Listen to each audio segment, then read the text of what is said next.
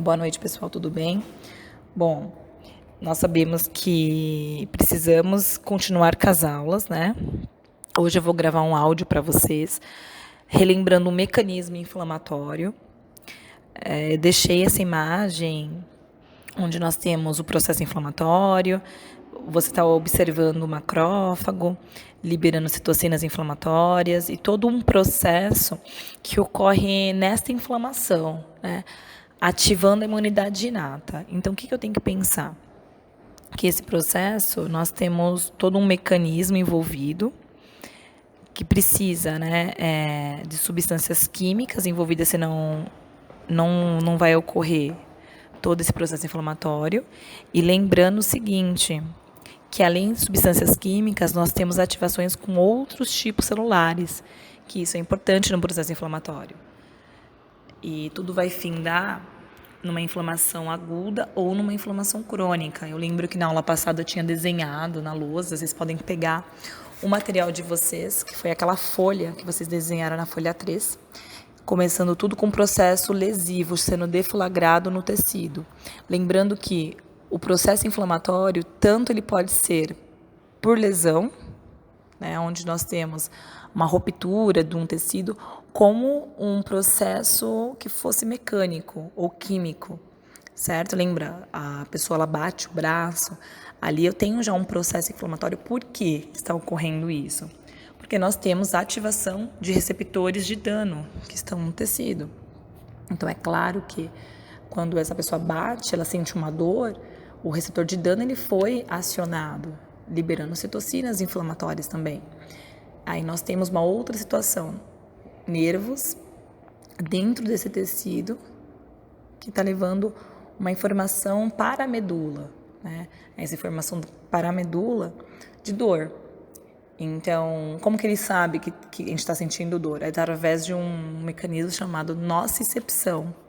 É um mecanismo fisiopatológico da dor. Então, os nervos, eles liberam neurocininas, que são neuropeptídeos, que ativam ali naquele local, né? Substâncias importantes que podem ativar as células inflamatórias. Lembrando que nessa imagem, o que nós temos? Que eu estou vendo com vocês aqui agora. Tem o macrófago, né? São células que estão no tecido, então tem que lembrar que existem células que estão a nível tecidual, como o macrófago, célula dendrítica, o mastócito, e cada uma nesse momento, elas estão sendo ativadas. Lembrando que não tem uma ordem para que isso ocorra, tudo ocorre de maneira simultânea, certo? Então vamos partir da seguinte situação: a pessoa foi lesionada, pode ser uma faca, um espinho, e nessa situação de injúria do tecido, entrou micro-organismos, que pode ser qualquer micro-organismo. O que vai acontecer na primeira instância? Células, né, que já foram acionadas através da neurocinina, que os nervos liberaram, através, os DAMPs também é importante, porque é um receptor de dano do tecido. Lembrando que o tecido também tem um receptor padrão de reconhecimento do patógeno, ele também tem um exemplo, receptores do tipo Toll-like. Então, essas células já estão pré-ativadas, né? E tudo isso está fazendo parte do quê? Do sistema imune inato. Então, tem que lembrar disso. O sistema imune inato está sendo ativado. Tudo bem? E o que vai acontecer nessa situação? Nós sabemos que os patógenos, de maneira geral, bactérias, são resistentes à fagocitose, tem bactérias que se multiplicam de maneira exacerbada. Nós temos os vírus também, que eles podem incubar dentro de uma célula, e tem que ter outros fatores para poder ter a execução desse micro-organismo dentro do seu corpo. Lembrando que os micro-organismos em si, eles vão para o órgão-alvo, eles têm tropismo pelo órgão-alvo. Então, mostrando aqui para vocês, né, vocês estão observando e vendo essa imagem, eu tenho um macrófago, com certeza essa célula ela fez o reconhecimento desse patógeno através do quê? A célula tem um receptor de superfície, chamado receptor padrão. Tem vários tipos, um tipo, que eu expliquei para vocês na aula passada, é do tipo Toll-like. Esta célula imunológica, ela reconhece esse invasor, porque o invasor ele também tem na sua superfície algo que nós não temos, que é um receptor padrão molecular ali associado ao patógeno, chamado de pump.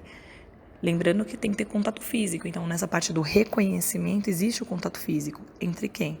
Entre o micro-organismo e a célula que está fazendo reconhecimento, que seria aqui o macrófago. Após essa situação, o que nós temos?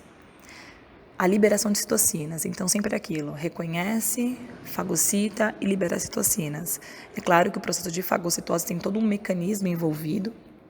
Eu vou mostrar na sequência das aulas para vocês todo esse processo.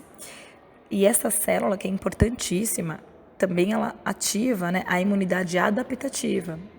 Então, a imunidade inata é a primeira linha de defesa, é a que está na linha de frente. E após isso, nós temos a imunidade adaptativa, que vai seguir a sequência, né? Esse sistema, ele não acaba por aqui.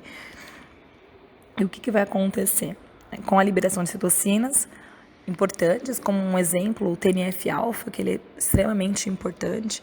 O TNF-alfa ele tem ação direto no endotélio, fazendo a vasodilatação, uma ação local e uma ação sistêmica também o TNF-alfa faz parte.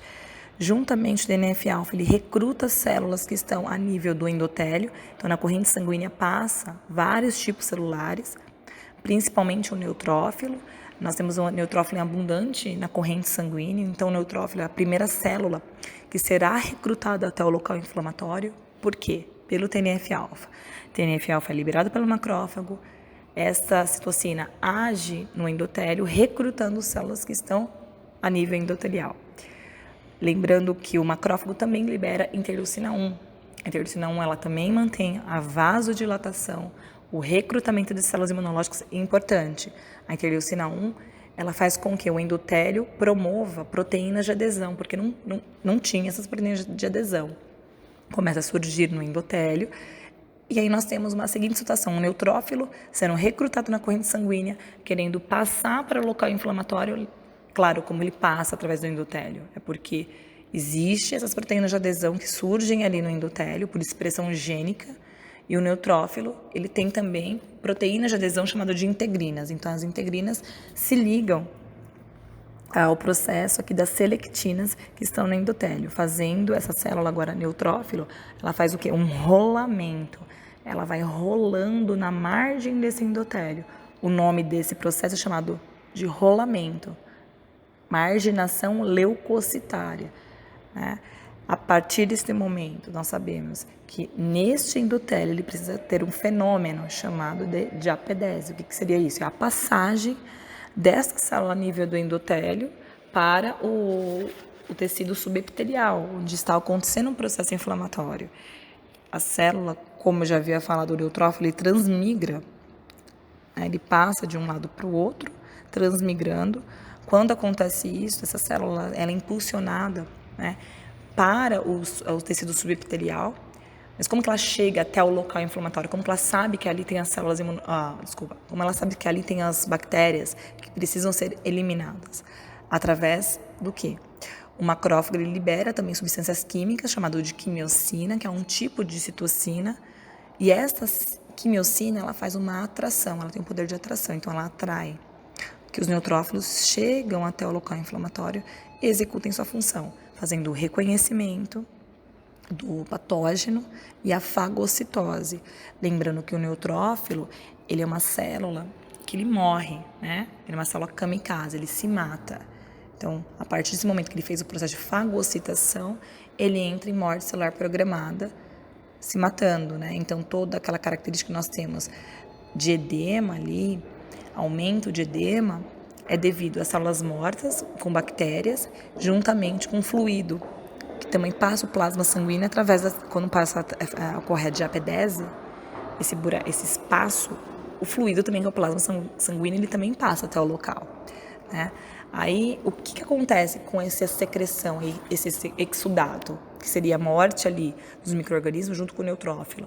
Após o processo inflamatório, quando acabar, né, tá acabando esse processo, o macrófago vai lá e ele fagocita, ele limpa aquele lixo que ficou naquela região. Lembrando que nós temos uma outra célula também importante em todo esse processo, que é o mastócito. Então, o mastócito ele é estimulado pelos pumps, né, lá do tecido que liberaram citocinas importantes. O mastócito também é liberado por neurocininas, que são importantes no processo ali, quando tem uma lesão nesse tecido e traz dor para o local, promovendo o quê? O que ele promove no processo inflamatório? Uma vasodilatação, ele aumenta esse vaso através da histamina. E claro que se eu aumento o vaso, eu aumento o fluxo sanguíneo, eu aumento a quantidade de células dentro desse fluxo sanguíneo, eu diminuo, né, essa corrente sanguínea, na verdade, devido à concentração maior de células, levando à estase dentro do vaso. E essa célula mastócita libera heparina. E a heparina é importante porque ela é um anticoagulante de todo esse processo inflamatório.